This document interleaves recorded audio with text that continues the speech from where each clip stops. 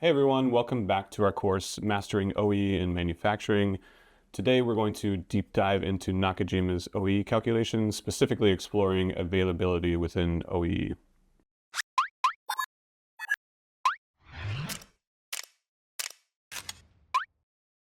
So what we'll cover in the lesson today is Nakajima's OEE calculation, how OEE is evolving, understanding equipment availability, how to calculate availability, and finally, factors affecting availability.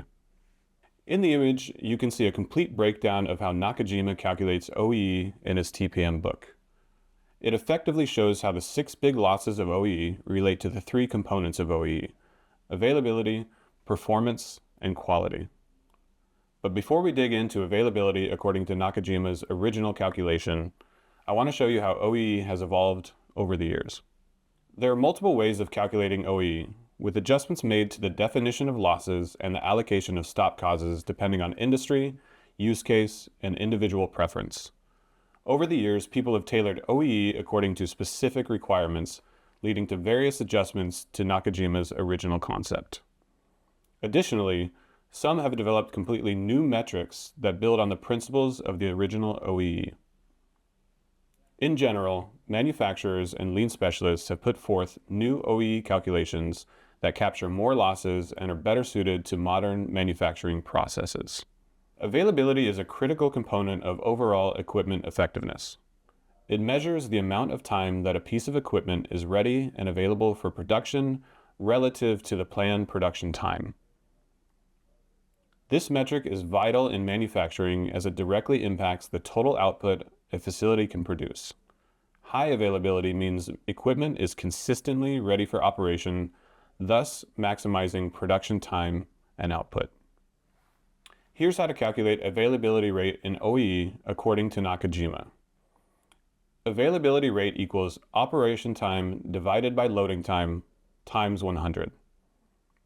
Loading time is often called the planned production time or the scheduled time that the equipment is supposed to operate.